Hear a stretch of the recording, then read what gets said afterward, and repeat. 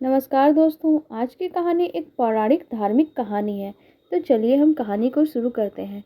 विंध्याचल के पर्वतमालाओं और माँ विंध्यवासिनी के मंदिर के निकट ही मौनी बाबा की गुफा थी। वहां पे वो अपने दो शिष्यों के साथ माता गायत्री की अखंड साधना में लीन थे। माँ गायत्री की निरंतर साधना तथा गायत्री महामंत्र के जप और ध्यान के प्रभाव से उनका व्यक्तित्व सूर्य की तरह प्रखर, तेज, अलौकिक रहता था। वह एक ऐसे सिद्ध साधक थे जिनके पास विभिन्न सिद्धियां और विभूतियां सहज ही उपलब्ध थीं। उनकी ख्याति दूर दूर तक फैली हुई थी, किंतु वो स्वामी जी मौन व्रत के कारण किसी से बातचीत नहीं करते थे। उन्होंने 40 वर्ष से मौन व्रत ले रखा था, इसलिए किसी से भी मिलते जुलते तो बातचीत नहीं करते थे। हमेशा मौन के कारण ही लोगों ने उन्हें मौनी बाबा कहना शुरू कर दिया था। जब भी उन्हें किसी वस्तु की आवश्यकता होती, वे संकेत देकर या जमीन पर लिखकर समझा देते थे। वैसे बाबा जी की जरूरतें कुछ खास नहीं थीं। 2 अंगोछा और लंगोटी में काम चला लेते थे। भोजन में नीम, बेल और तुलसी पत्र पीस कर खा लेते थे। उनका जीवन पूरी तरह से एक तपस्वी का जीवन था। बाबा जी मौन भले ही रहते थे, लेकिन सभी की मनोकामनाएं पूर्ण करते थे। जो भी उनके पास आया कभी निराश होकर नहीं लौटता था, इसलिए सभी उनके प्रति अटूट श्रद्धा रखते थे। बाबा बड़े ही शांत, सौम्य और दूरदर्शी स्वभाव के थे।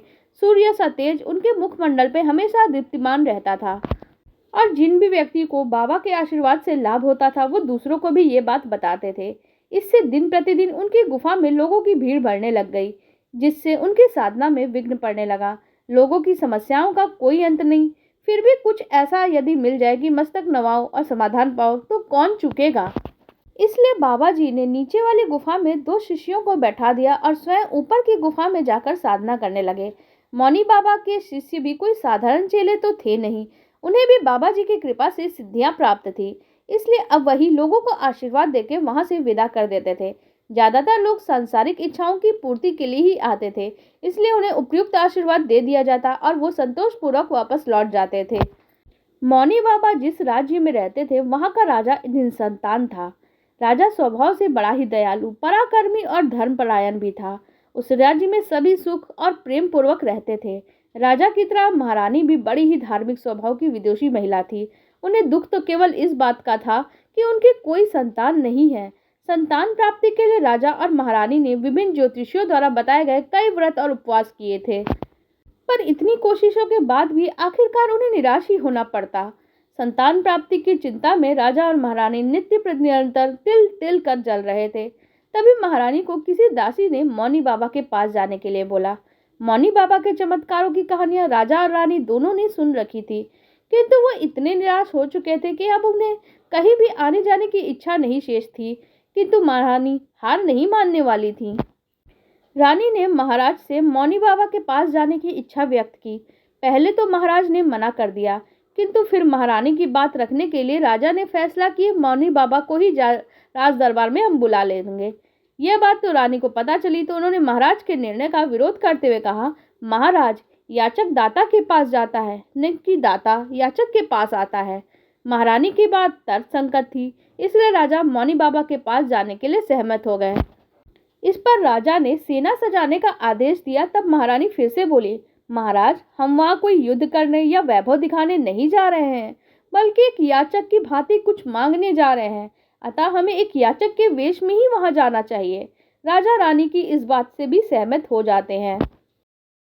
दोनों दूसरे ही दिन मौनी बाबा के तप स्थली पे की ओर चल देते हैं। विंध्याचल में बसे उस तप स्थान का वातावरण बड़ा ही सुरम्य, शांत और मनोरम था।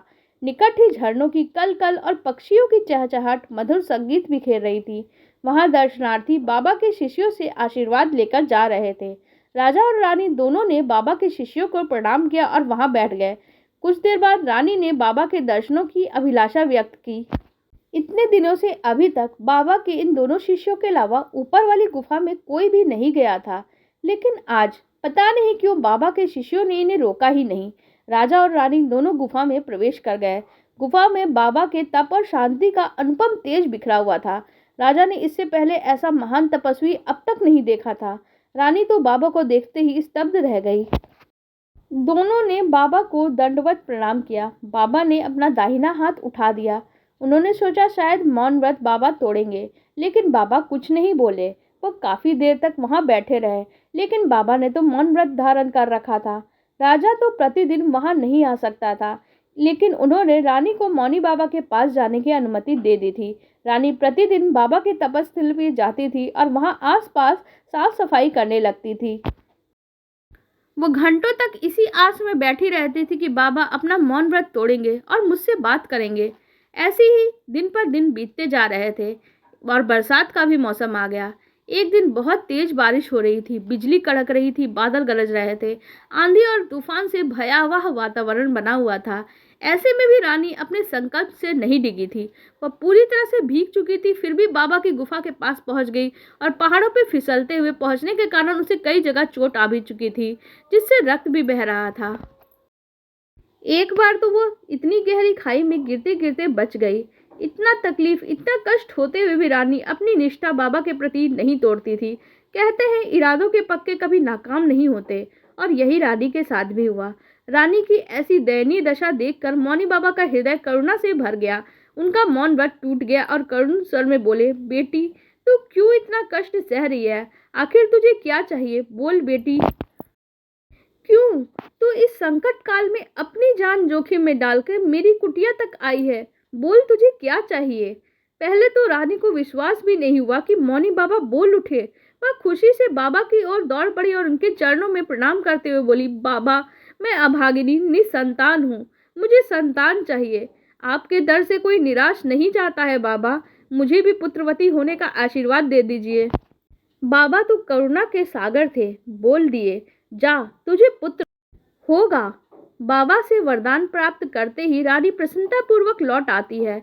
उसके बाद बाबा ने ध्यान में जाकर देखा तो पता चला महारानी के भाग्य में तो संतान है ही नहीं।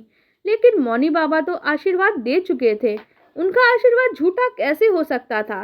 उसी क्षण उन्होंने निश्चय किया, मैं स्वयं रानी की कोख से जन्म लूंगा। उन्होंने समाधि लगाई और प्राण त्याग दिए। दूसरे दिन महारानी बाबा के तप स्थान पे पहुंची तो बाबा का पार्थिव शरीर वहां पड़ा था और दोनों शिष्य उनके अंतिम संस्कार की तैयारी कर रहे थे। रानी दुखी होकर लौट आई और बाबा के पुनर्जन्म के आशीर्वाद के अनुसार उन्होंने महारानी कुछ महीनों के बाद गर्भवती हो जाती है। राजमहल में चारों ओर खुशियों का माहौल छा जाता है और महाराज के नीरस जीवन में फिर से समरसता आ जाती है। इसी तरह से समय गुजरता जाता है और 9 महीने बीत जाते हैं और जब समय आता है तो एक सुंदर राजकुमार जन्म लेता है, पर वो जन्म से ही मौन था। राजकुमार में सभी सुलक्षण मौजूद थे, जैसे वो सुलक्षणों से युक्त था, परंतु वो फिर भी कुछ बोलता नहीं था, रोता नहीं था। राजा ने अनेकों वैद्य ज्योतिषियों को बताया, लेकिन कोई भी राजकुमार से बोलने की आयु पहुंचने के बाद भी एक शब्द भी नहीं कहलवा पाया। वैसे राजकुमार के शरीर में कोई भी कमी नहीं थी जिसके कारण उसे गूंगा कहा जा सके, लेकिन फिर भी सभी प्रयास निरर्थक हो जाते।